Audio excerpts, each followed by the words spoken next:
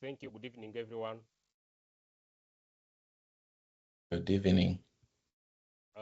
Thank you for this opportunity, and I want to take this marvelous opportunity to thank the initiator of this kind of platform, Mr. Dickens, for having come to to get into this kind of sharing, knowledge sharing. Um, some small biography about me. This is my field. I have bachelor's of environment and disaster management. I've done several postgraduate certificates from like 9 countries. I'm studying master's in environment and natural resources, and this is one of the paper I presented for my academic.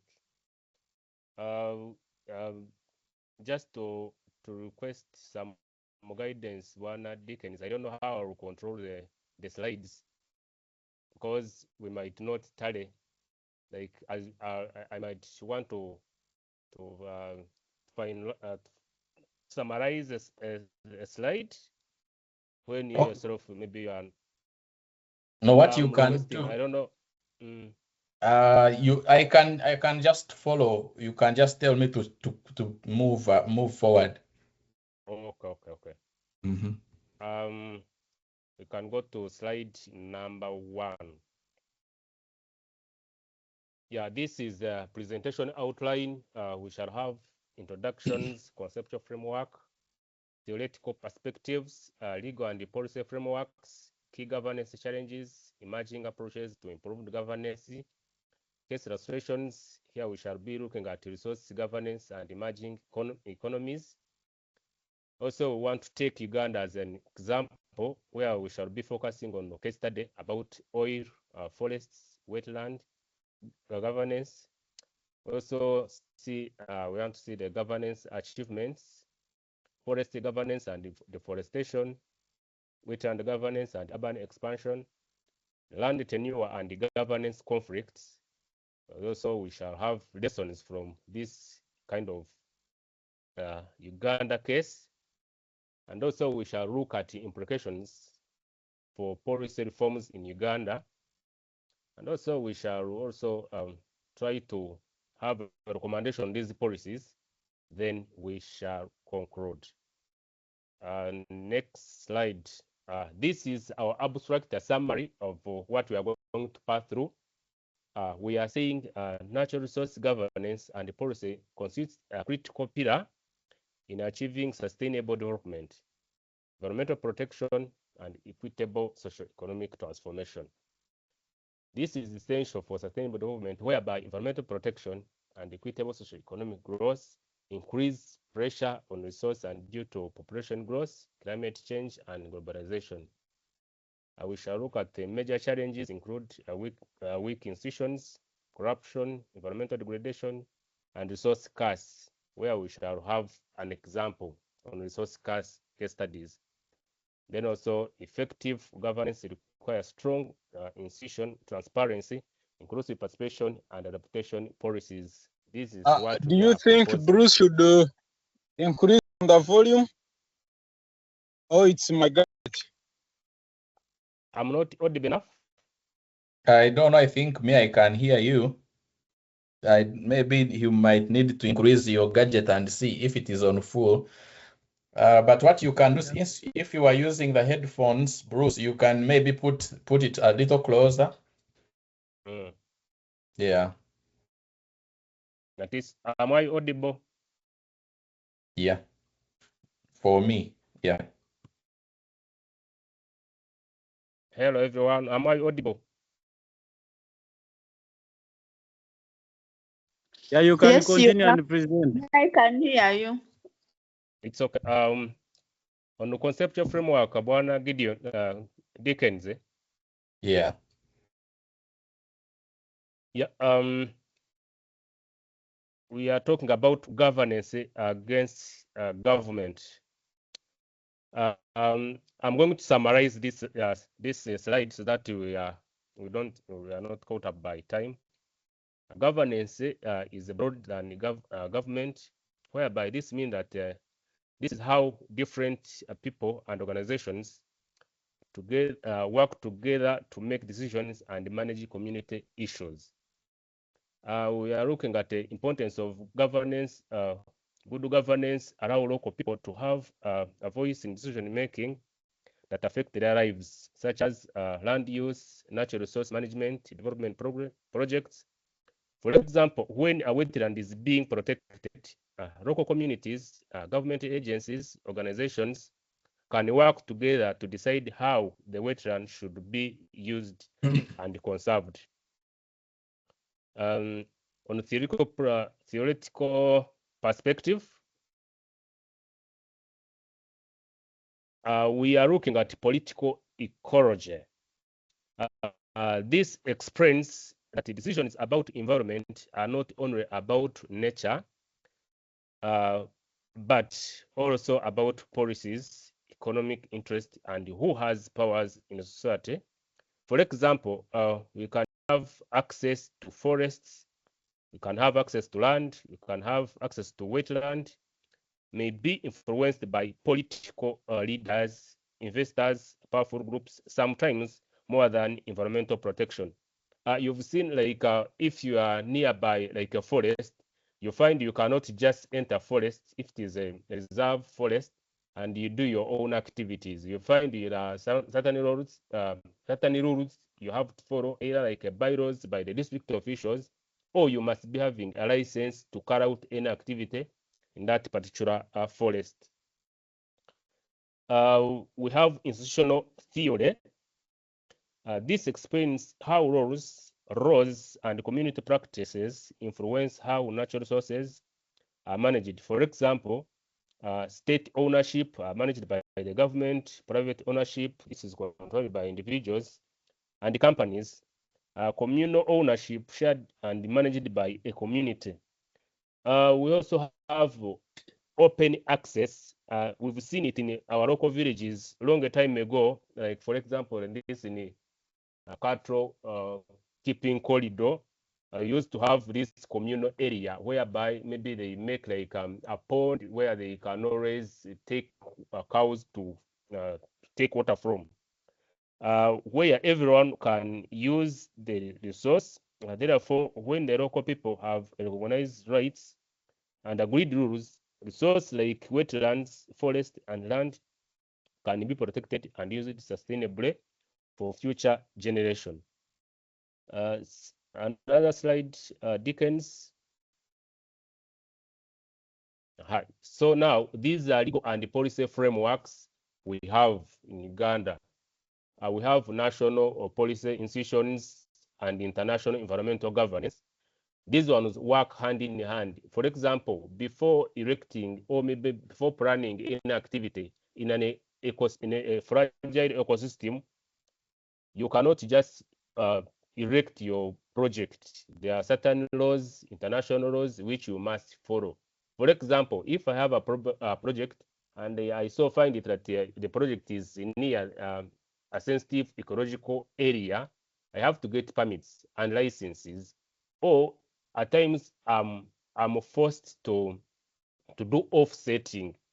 For example, if you're in a national reserve, game reserve, you have maybe like, take an example, you had a power project, you get in touch with the authorities, they tell you what they want and what you must do before they give you those permits. For any project to take shape, you must do EIA. These are environmental impact assessments to see whether the project is liable or whether it is supposed to be in that particular area. We have land use planning. This is at the district level and any other authority. Then you have protected designations. Also, taxation and realities. For example, if I have a project either like in Uganda, I know it is under the kingdom must get something from the project. Those are royalties that are always pay yearly, and any other taxes. We have market-based mechanism, for example, carbon pricing, constitutional environmental rights, including provision of legal backing for sustainable resource governance. When we get into international environmental governance, we have natural resource governance that are influenced by international agreements. For example, United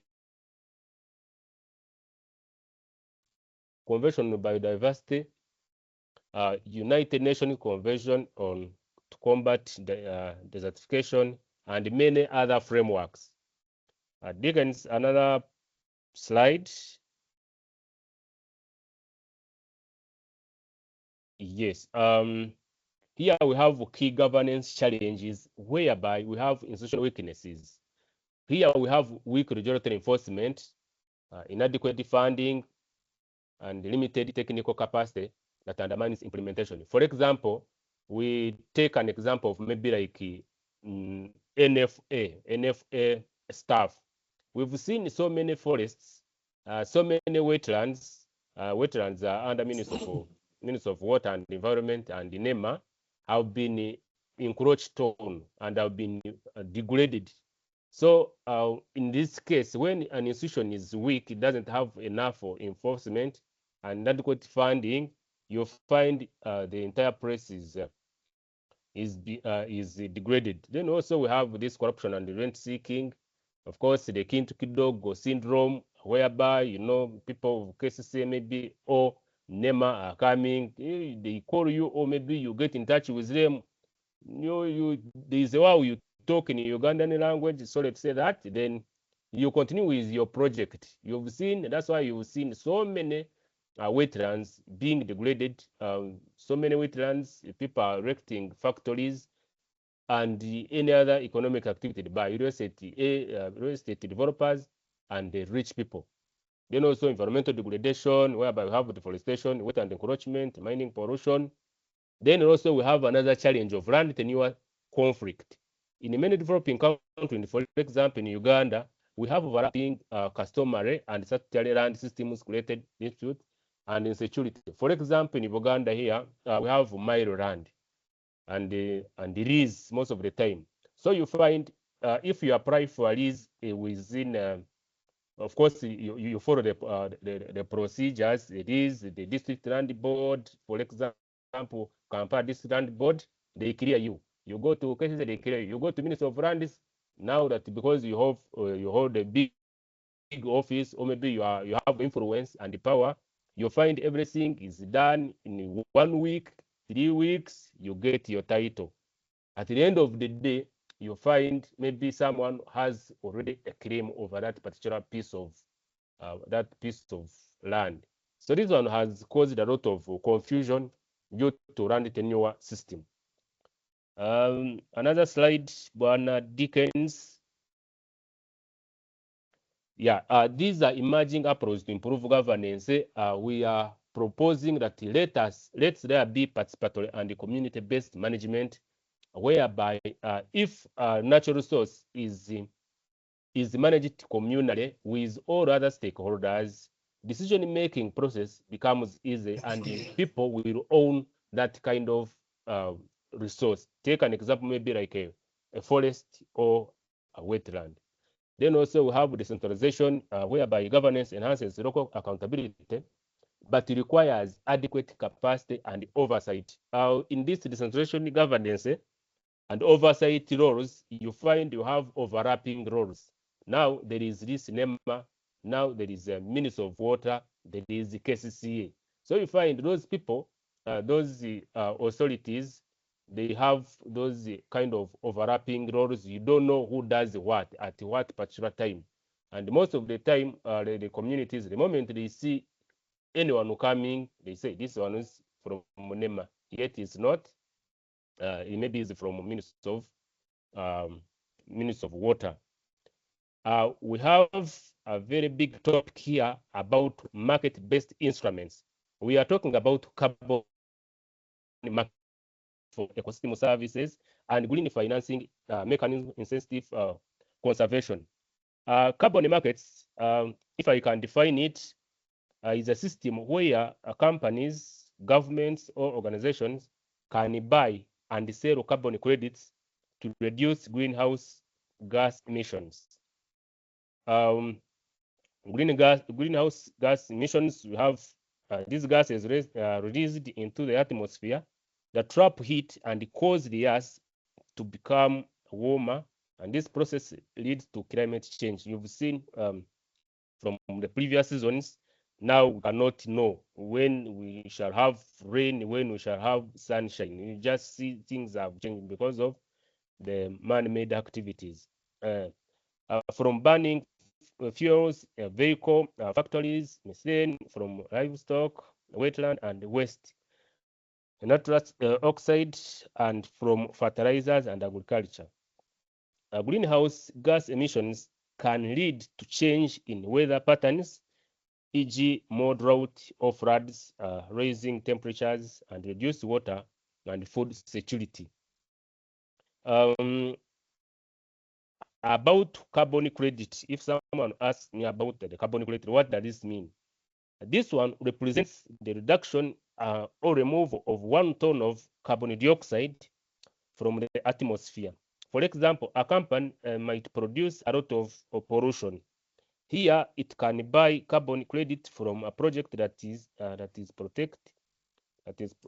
protect forests, wetland, or plant trees to enable its emissions. You've seen these private companies planting trees at a very big, in a very big hectares. Really. So these people, now that the waste, the waste, they are producing a lot of pollution. Now they are enticing us to plant more trees so that our trees can absorb the pollution from the other side. Why do we do a carbon market?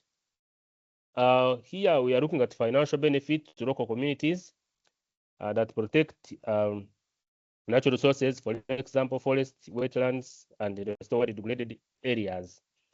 And also may earn a carbon credit that can be sold to companies or international organizations. And also we are looking at the income opportunities. How do we measure carbon credits? I know that question was going to come to me. Carbon credits is not calculated by an ordinary person, not even me, but it has experts that measure how much carbon the activity captures or prevents by measuring tree size, height, and number of trees. Also, it estimates the biomass and the carbon stored by in vegetation, also that comparing the situation on before and after the project. That's how they measure the carbon credits. For example, a hectare of growing forest might absorb maybe like 5 to 10 tons of carbon dioxide per year, depending on the tree species and the climate. I think 1 hectare is equivalent to something like 2.47 acres. Yeah, they also do verification and certification, and these are done by independent organizations and must verify the measurements to ensure that the carbon reduction are real, and this is done through standards. For example, they have international standards. We have the Vera, we have Gold Standard Foundation, and Plan Vivo Foundation. These organizations check the date before carbon credits can be sold in the market. How do we sell these credits? Once verified, the credits can be sold in carbon markets to companies or government that want to offset their emissions. As I've already told you, like for example, the Chinese or maybe the Americans can want to offset their emissions. Then they tell you, you know what, you are going to plant trees on these how many hectares, then we shall be like you shall be selling us carbon credits. Another term here is payment for ecosystem services, PES. Payment for ecosystem services is a system where people or communities are paid to protect and manage nature because it provides important benefits to society.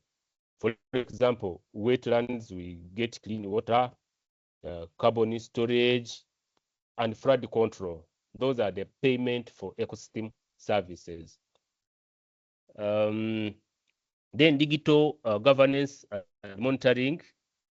We can use technology such as GIS, satellite monitoring, and blockchain to improve transparency and environmental enforcement.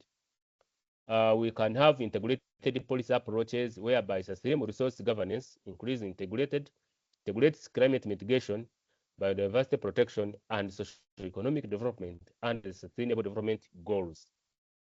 And the next slide, Dickens. We have case studies here. Resource governance in emerging economies, whereby in many African countries, for example, Uganda, rapid resource exploitation, particularly oil and mining, presents governance dilemma. We propose effective framework which require transparent contracting, not who knows what at a contracting period, clear revenue sharing mechanisms. If, for example, the UA is sharing revenues to surrounding communities, it should be transparent and money should be given to people who are meant to get their share. We can have also environmental safeguards. We can have stronger civil society oversights. For example, the local CBOs, those are community-based organizations, and local NGOs. We can also have long-term investment in human capital. And without these safeguards, resource exploitation risk reinforcing inequality and ecological harms. So the moment we don't do the above points, revenue sharing mechanisms, environmental safeguards, civil society oversights, these safeguards, resource exploitation can be an ecological harm. Another point, another slide. Here we are talking about Uganda. I'm going to summarize so quick. Uganda here, it provides a compelling case for examining natural resource governance due to its emerging petroleum sector, high biodiversity value, rapid population growth, and increased environmental pressure. The country experiences illustrates both progress and institutional development and persistent governance challenges. An example we can have in oil and gas governance in Albertine Graben, the discovery of commercially viable oil reserves in Uganda, Albert Graben region in the mid-2000s, transformed the country into an emerging petroleum producer.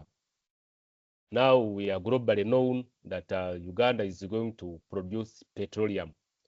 The government established legal and institutional framework, including the Petroleum Exploration, Development and Production Act, the Petroleum Refining, Conversion, Transmission and Midstream Strategies Act. Those are the latest ones. The Public Finance Management Act, with provisions for petroleum revenue management.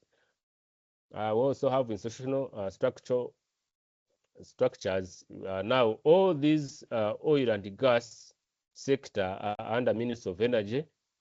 We established the Petroleum Authority of Uganda. There is also Uganda National Oil Company, the UNOC. Uganda has also joined the Extractive Industries Transparency Initiative to strengthen transparency in the extractive sector. Dickens, another slide.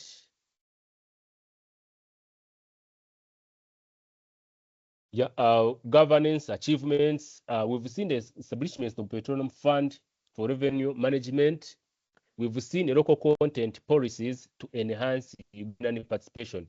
Like most of these companies that are working in oil graben in Albertine, most of them they are local companies. There is a law that says that once a project is within Uganda, the 60% of the human resource of the workforce should be the wananchi, the locals.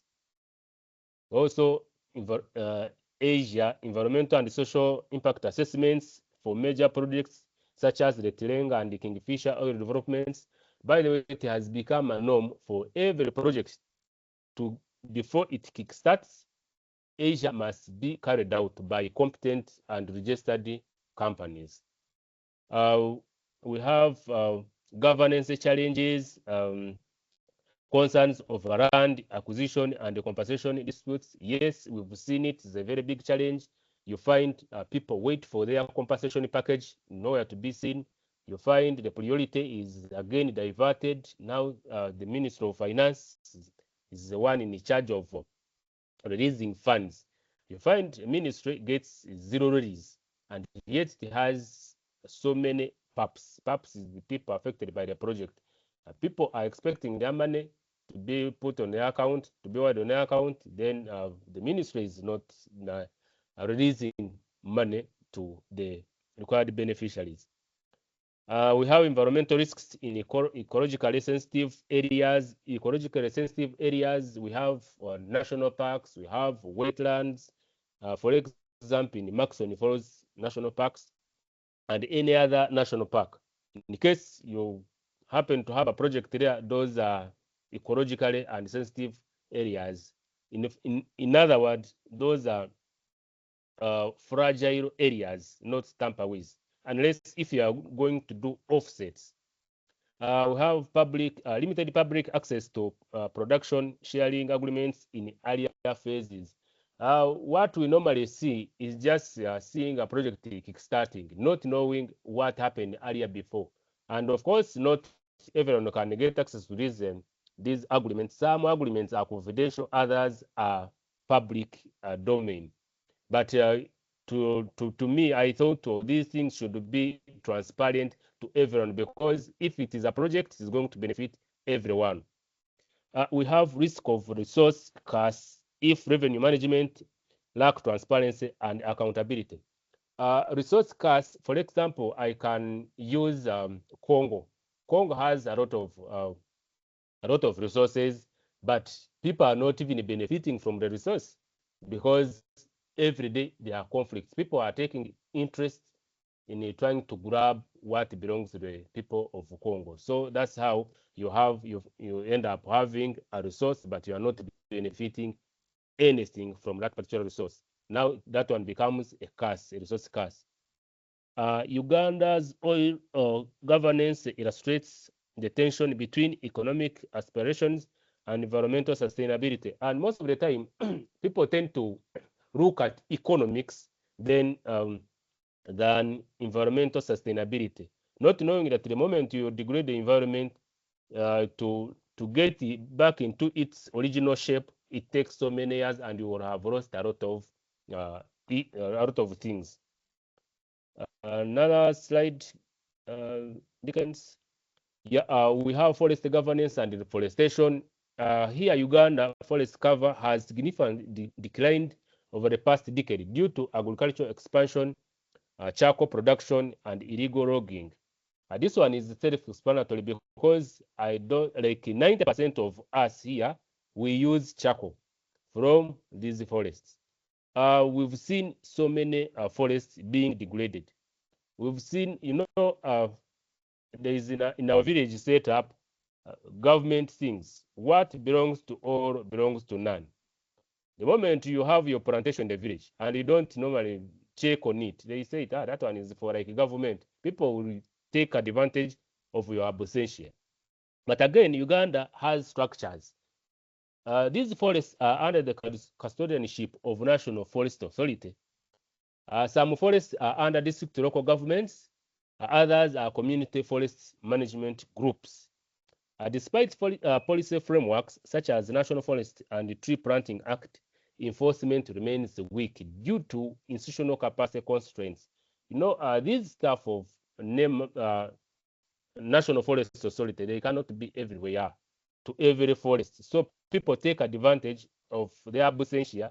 They try to do every kind of economic activity. You'll find people have created a very big area for charcoal production inside the forest. You just see people logging, getting out of the forest with charcoal, with logs, with everything, every forest product, because no one is taking like taking keen interest in trying to enforce what happens within the forest. We have political interference. For example, if a forest is nearby, maybe like one of the to be aspirant, take an example, maybe Chairman LC5. If there happens a forest and he has interest, because for these politicians, their target is about voters. The moment I chase people from the forest, they want to give me votes. So there is how they try to pamper them, and they try to, not to talk about these forest degraders, and you end up having a forest that is just that remains as a name, as a forest. But when you get into inside, you find there is nothing much. We have high dependence on biomass energy. As I've already told you, most of us use the firewood and the charcoal, especially firewood in the villages, then charcoal in the urban setup. And now this charcoal comes from, most of them come from forests. However, community forest initiatives and collaboration forest management agreements have shown localized success, where communities are granted defined use rights and responsibilities. Like there are some forests that are owned by, by communities. Here, they make groups. In case they want to use the forest, they always have those shifts. Maybe this group, group A, can use the resource for like a week. Then group X use a resource after maybe like 3 months, or after maybe 9 months. They keep on rotating so that everyone benefits, because they are the immediate beneficiaries to the resource at hand. Another slide, Dickens. Yeah, we have governance, wetland governance, and urban expansion. You've seen these wetlands, for example, in Kampala and Wakiso. You hear about the Kinawataka. Kinawataka has remained with the name. Otherwise, there is nothing like Kinawataka. We have Nakivubo wetland. I know, I've seen people have titles in those wetlands. Kinawataka, people have titles. And who gives these titles? Minister of Lands. Uganda Land Commission. Uganda Land Commission is a custodian of all public land, government land. But you ask yourself, where does these people get land titles within wetlands? That one means we have people with power and influence. For example, sorry to use Sudhir Paleria. He has, I think, a warehouse in Kinawataka, but he has a title. We have Basaja Baraba. He has a title in Nakivu, this wetland below Bugorobi Flats. Most of these urban wetlands, people have titles. Who give them titles? Government. Uganda has experienced a substantial wetland encroachment, particularly around urban centers such as Kampala and Wakiso wetlands. And these are critical for flood control, biodiversity conservation, and water purification. You've seen whatever raindrop that gets into Kampala, Kampala gets flooded. Reason being, we don't have wetlands around. Because wetlands act as the sponge to this storm water. We have governance mechanism include National Environmental Act. It is there, but who is there to enforce? It's NEMA. NEMA, the moment they come to ground and they are handshake, they go home when they are smiling. We also have wetland regulations. They are there, but no one is. We tend to keep like blind eye, not knowing that these are resources that are helpful to everyone. We have oversight by National Environmental Management Authority. Yes, they are in charge, but again, what have they done? Their main work is on phone call, phone from above. Someone has called, man, I'm also trying to keep my job. I've gotten a phone call from a big person. So that's how we've ended up losing all these wetlands, urban wetlands, when NEMA is watching as a watchdog. Recent enforcement campaigns have targeted illegal development in wetlands, demonstrating political commitment. However, governance challenges persist due to conflict mandate among institutions. I've already explained about this one. You cannot know what Ministry of Water does, what KCCA does, what NEMA does. You just see people, they come, they demolish people's houses, they demolish people's gardens, then they go. No, you cannot, you don't have where to report your case. You don't know whether you can go to NEMA, whether you can go to Ministry of Water, whether you can go to KCCA. Because these people, once they are doing enforcement, they don't even involve the local leadership, because they know the moment they involve the local leadership, they cannot meet their obligation and their mission.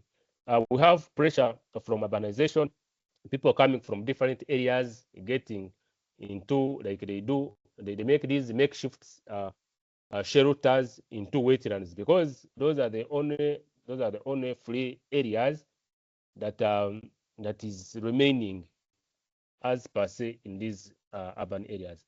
Corruption and the land speculation, this is purely done by real estate agents. You find a person tells you, you know what, there is a hot cake here, I have a plot. If you don't do due diligence, you find you've been sold a plot that is within a wetland. At the end of the day, you find your money has gone.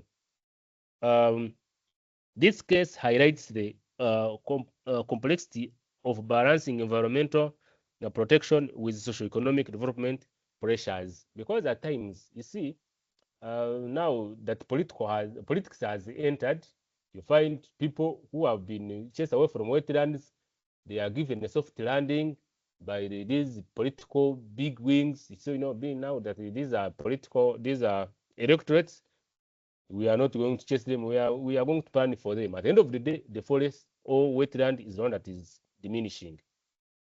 On this land tenure and the governance conflicts, we've seen different regions have different tenures. For example, we have in Buganda, we have mile and lease. Then in our villages, we have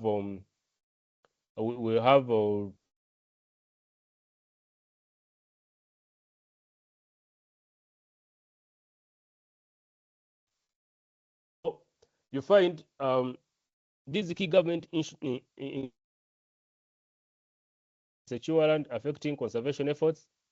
You have land fragmentation. That one is self-explanatory. You find someone has a plot here, another one somewhere 10 kilometers, 3 kilometers away. We have disputes in oil exploration zones. For example, in Albertine, not everyone was compensated, by the way. Even royalties, yes, they pay royalties, but on their own will. And people are still, are still crying. We have weak land administration systems. Here we are talking about duplication of land titles. You find I have a title, you have a title. Someone has another title. So you even fail to understand which is which. At the end of the day, if you don't have money, the Mugaga will come and a title. You've seen in the newspapers and social media. Bruce, your network is going on and off. You might need to change location, to change position, or be because it is going on and off. We can't hear you now.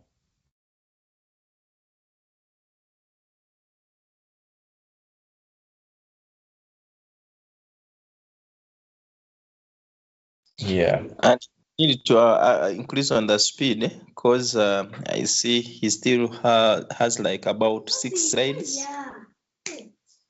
So, Yeah. and his time can see it is done. So let him try to be a bit faster. Okay, thank you. I think also he has gone off his network, most likely.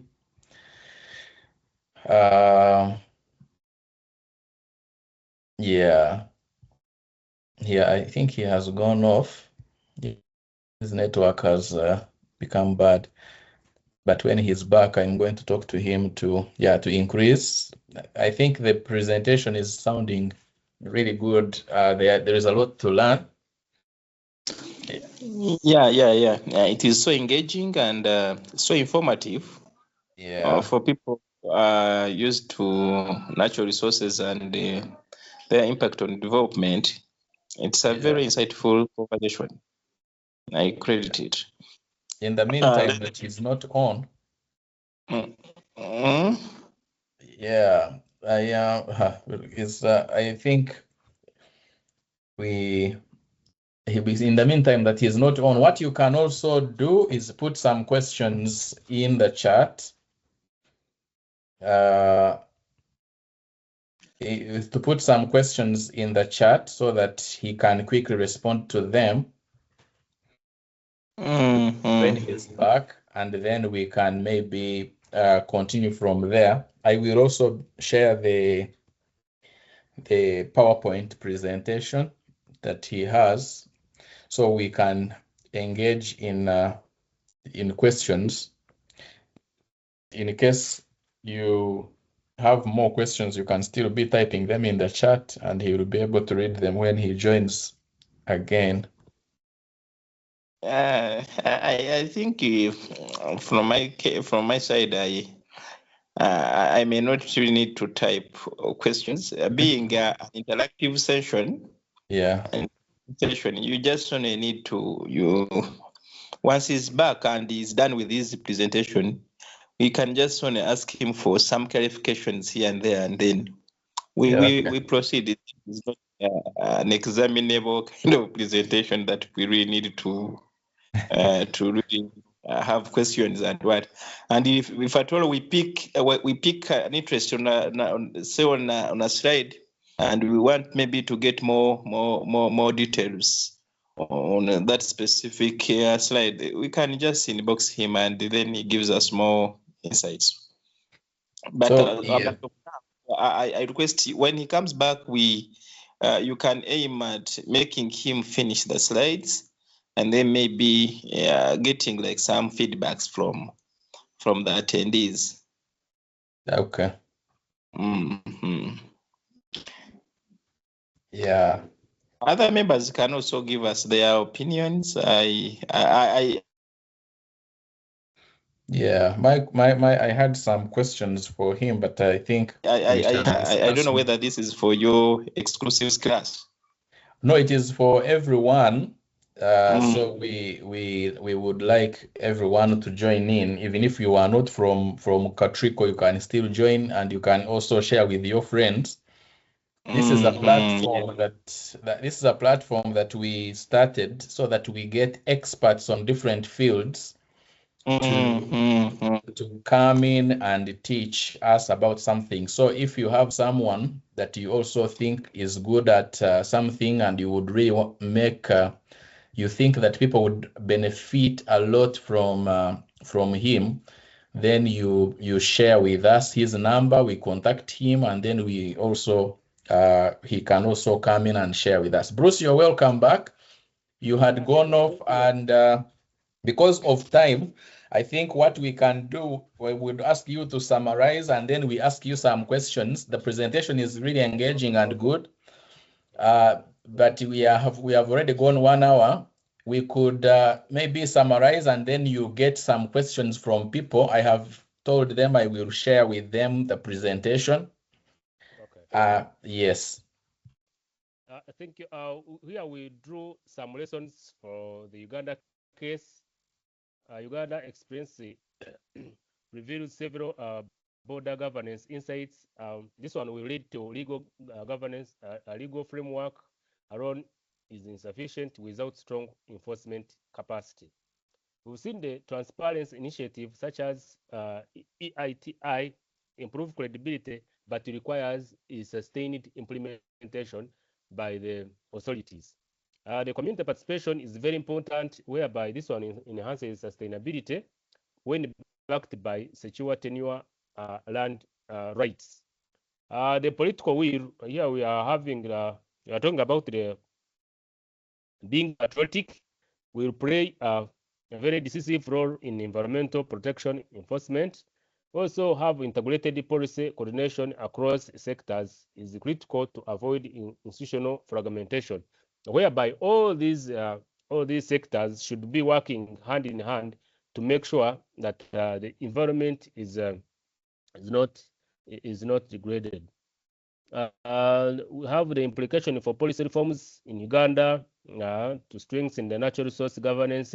Uganda should enhance institutional independence and technical capacity, expand public access to resource contract and revenue data, strengthen land administration and dispute resolution mechanisms, scale up alternative energy programs to reduce deforestation. We are saying, for example, Ministry of Energy and UDC can try to scale down the units, because like for example, people in the villages and certain big number of certain portion of people, they are crying of the power because you put 10,000 2 days, you are in darkness. So at least you can try to make electricity cheap so that everyone turns attention from deforestation, turns attention from charcoal making into using clean energy. Integrated climate resilience into oil, forestry, and wetland policies can also promote cross-sector coordination between environment, energy, and land institutions. Another slide, policy recommendations. These are my recommendations. We can strengthen in natural resource governance. The following measures are recommended. For example, the institutional capacity and enforcement mechanisms, enhance transparency and public access to information. Information should be open. The secure land and resource tenure rights, whereby everyone should be having a right to use a resource as long as you are using it sustainably.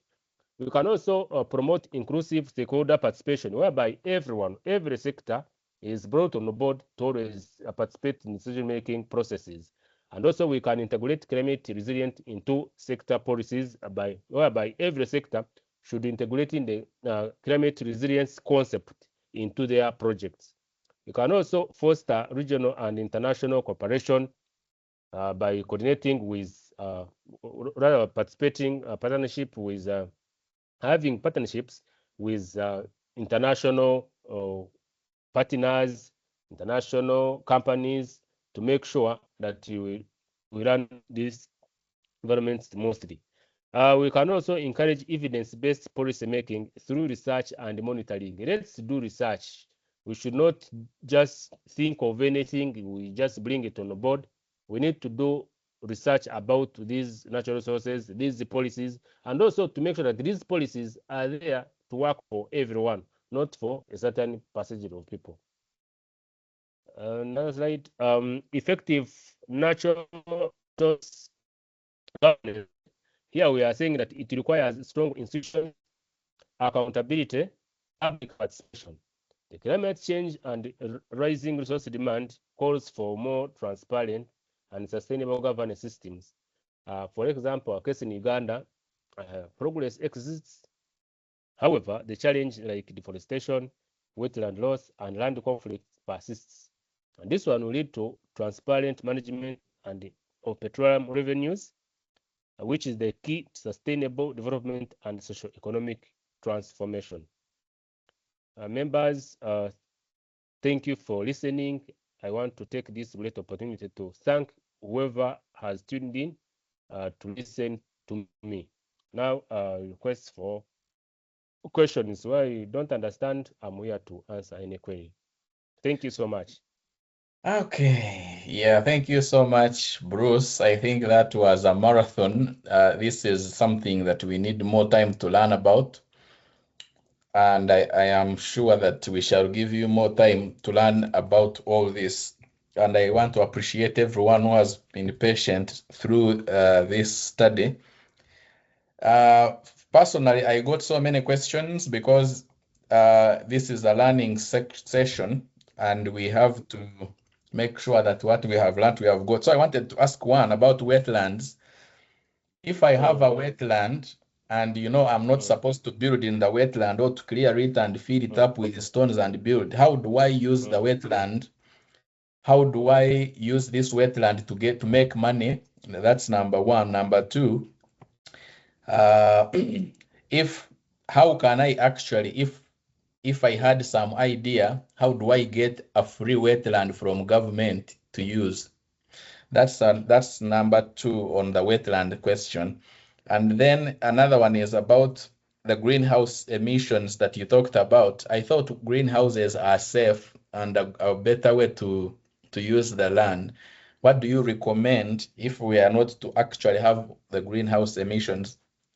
Yeah, please, I have more, but you can answer those in the meantime, and we shall give others also a chance to ask some questions. Thank you, Bwana Dickens. To just start with you, no individual can own a wetland. Wetland is owned by government. I've not seen one individual owning a wetland. If you want to have an activity within a wetland, you go to Ministry of Water or NEMA, they give you a permit of use. There is user permit, they give you a permit. Either if you are doing pit mining, you can be given a permit. If you are maybe doing this sustainable agriculture, there are certain buffer zones where they normally give to locals for use. But for the best of my knowledge, I have not seen any individual with a wetland. The wetland is under the custodianship of the government.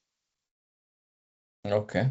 Then on greenhouse gas emissions, we said these are released into atmosphere to trap heat and cause the earth to become warmer, and this process leads to climate change due to carbon dioxide from burning fossil fuels, vehicles, factories, and methane from livestock. So greenhouse for you, I think you got it in a different way. These are our normal, the usual greenhouses where we put our maybe like our crops. No, these greenhouse emissions caused by carbon dioxide. For example, if you've ever seen these factories, the moment they produce such a smoke, that's the science behind this greenhouse gas emission, not these greenhouses we normally use for orchards, apples, what? No. Okay. Yeah, I see. Yeah, thank you so much. Any other question? If you have a question, please don't die with it. Okay, thank you, Chair. Thank you, Bruce, for your presentation.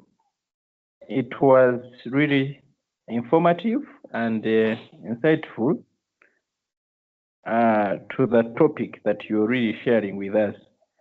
Personally, I'm not from the field of natural resources or environment, but I was following as if I've been really in a class of natural resource utilization and development, kind of.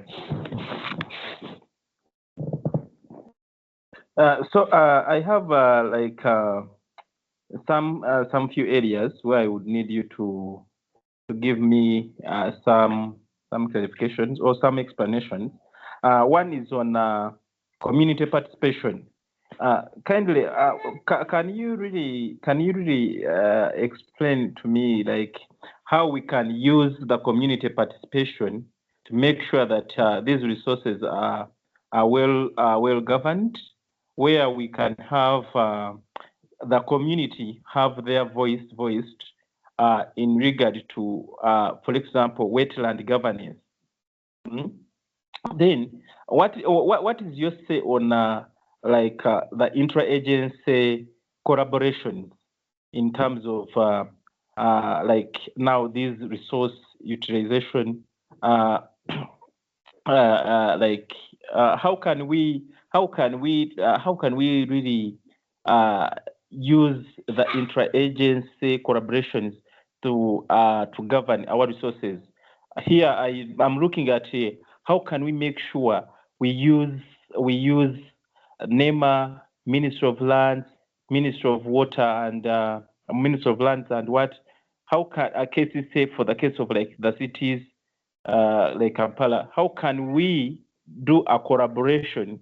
How can we easily have a collaboration to make sure that we don't have these conflicts, like the way you have mentioned in your presentation, and achieve a fully governed like natural resources.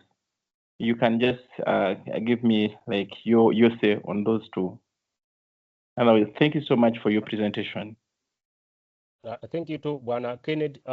Just to briefly to talk about your two questions. One, for the community participation, to me, that's the way to go. You know, once a natural resource is owned by community or they are brought on board, decision-making process becomes very easy because they are the end users. The community themselves, they are the one who most of these wetlands are being used by the communities themselves. You find there is this sham, an LOC one has an area that is being used by the communities. So by bringing the communities on board, especially on decision-making processes, they can look after such a kind of wetland as theirs, and they feel like, yes, this is us, we've been consulted, whatever decision is taken, we are part of it. So you find the rate of degradation becomes low than when you don't involve communities, because at the end of the day, for you as an enforcer, you are not there. But these are the very people who live nearby this wetland. They will keep on degrading it. But the moment you bring them on board, they own the wetland. They feel like they are part of you. They feel like they are part of the decision-making table. You've said about how do we how can this intra-agency collaboration come on board to make sure that these natural resources are looked after, maybe like are conserved in a proper way.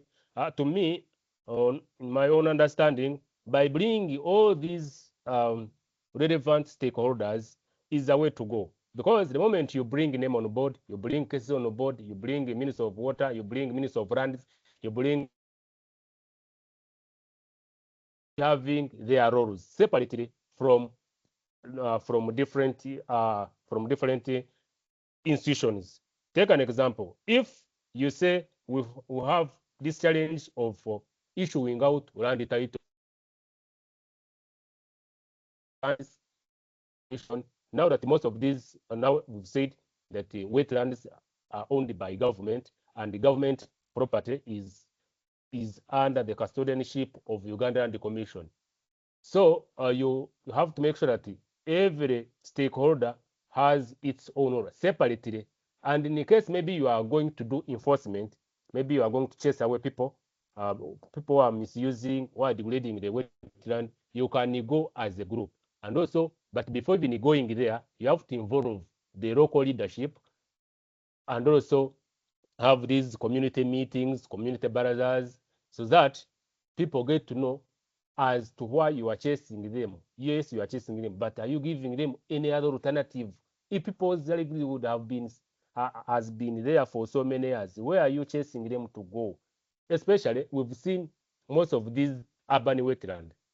If you can use Kinawataka wetland, people come far away from different areas. They just come, they put those makeshift buildings in a way to get to know. You find the slum has been created. But you know, we have this local leadership. You work with the KCCA now that they are in charge of licensing and supervising buildings, planning for buildings within the city. They have a role there. They should be having those community meetings, community engagements, and also participating with the local leadership to make sure that no one gets closer to wetland. Then Minister of Water also comes on board. NEMA comes on board. So that every sector, every institution, every stakeholder has a role to play. But when it comes to implementation or maybe like enforcement, you should come or you're talking the same language, not NEMA coming demolishing people's gardens and houses. Then tomorrow, because the Minister of Water is the ministry, then you say, you know what, now we got phone calls from above. Maybe these are votes. You see, with that kind of arrangement, you never achieve what you want to achieve if you want conservation of these wetlands. So you have to bring them all on board and make a plan. You plan together.